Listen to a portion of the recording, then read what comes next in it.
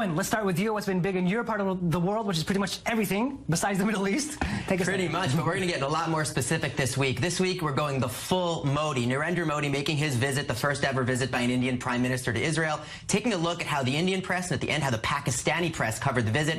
Ami, as you may know, India has a thriving English language press, both in print and on television. A lot of interest in this visit. And by the way, I was out in the field this week covering the visit. You see the Indian reporters out there and talk to them, see how many of them were here, how interested they are. We should say the coverage was overwhelmingly positive of the visit. You will find some critical articles and pieces, and anyone goes on the web and looks for them, you will find them, but the balance is overwhelmingly positive, and that's what we're going to see. First of all, The Hindu, a left-leaning paper centered on southern India. This is an article by a former Indian diplomat, basically profiling the relationship with the visit and the backdrop, like that graphic with the Israeli flag tied as a ribbon to show the celebratory nature of what was happening. He says that it wasn't just symbolism, there's a lot of substances of this relationship, points to the agreements that were signed, the way the ties have deepened over the last few decades and the last few years in particular. So again, that's the take of an Indian elite.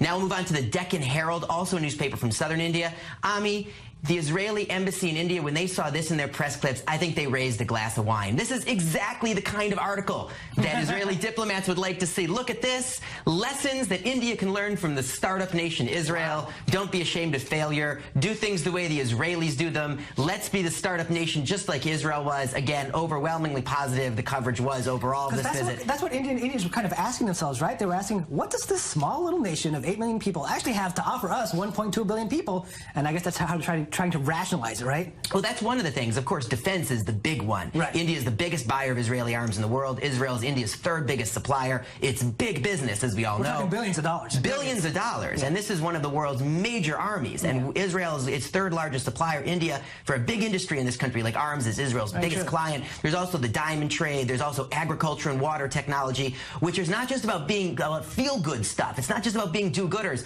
Ami, this is strategic for India. They have 1.2 billion mouths to feed. So they like Israeli agriculture and water technology a whole lot. We'll move on, just to show the level of interest in this visit. Move on to the Indian Express.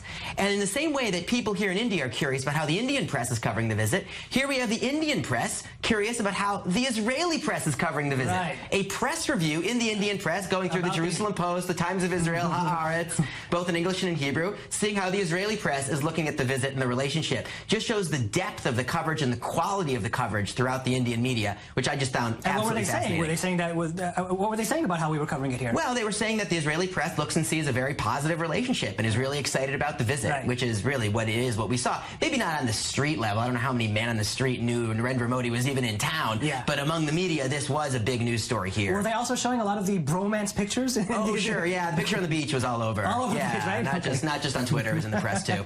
We're going to move on to television now. The India Today television station, one of a number of 24-hour English-language TV channels in India. Again, 1 billion people or more, a large middle class, large numbers of English speakers because of India's history, thriving market. Let's take a look at just 30 seconds of what India Today had to say and during its coverage of the visit. Okay, let's take a look. So how much has the world and Indian politics changed in the last 70 years that today an Indian Prime Minister seems to be dehyphenating ties with Israel and Palestine?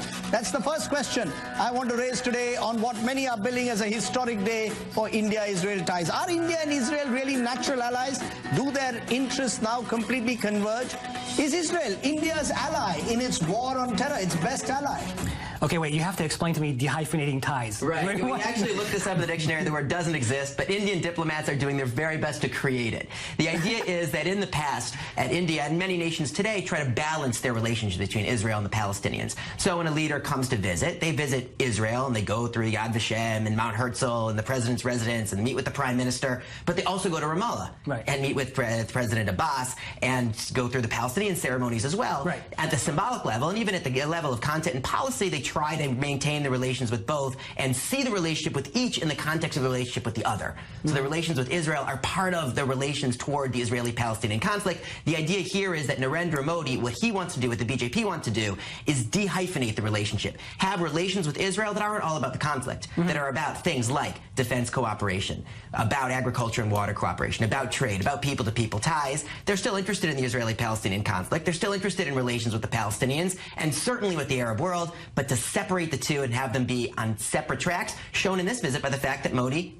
didn't visit Ramallah. And it's important to didn't note visit the that I think they tried to maybe sugarcoat it, the Indians, by stressing that they invited Mahmoud Abbas to India about a month before this visit. So he had his meeting with Narendra Modi about a month before, but not while he was here in the region. Right, and it definitely sends a message, because most foreign leaders who come here, certainly on a visit as high profile as this one, certainly being here for 2 full days, would go to Ramallah and visit the Palestinians, as Donald Trump did most recently. So the question is why? Why would they dehyphenate the relationship with the Palestinians and not visit the Palestinian Authority? Because they're interested in all of these other things. Right. They want the defense cooperation. They need Israel as much as Israel needs them, in a sense, which is what Avi's question was.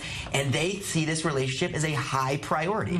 So this is, again, is one remark, is an event leading up to the visit. What Indians say is from Marrakesh to Bangladesh, there are only 2 countries that are democracies and non-Muslim. That's how they see the world. It's very, very interesting. Finally, we go to the Pakistani press. Obviously, not so elated at this visit. Pakistan, India's rival, a Muslim country, and then they have a conflict over Kashmir. The Dawn, the largest English language newspaper in Pakistan, an editorial saying, listen, if India is going to gang up with Israel, we in Pakistan have to take our own steps. And what does that mean? Look at what the Iranians had to say at the backdrop of this visit, pushing the Kashmir card and taking aim at India over that. This newspaper editorial drawing parallels between Israeli policy towards the Palestinians in the West Bank and Indian policy toward Muslim Kashmiris, again showing how potent that conflict is to Pakistanis. Pakistan saying, we can't take this visit lying down. And of course, Pakistanis think that some of the technologies that are bought in Israel might be used against them in the future. And some have been used in Kashmir, in the Kashmir conflict in the future, and yes, could, in theory, be used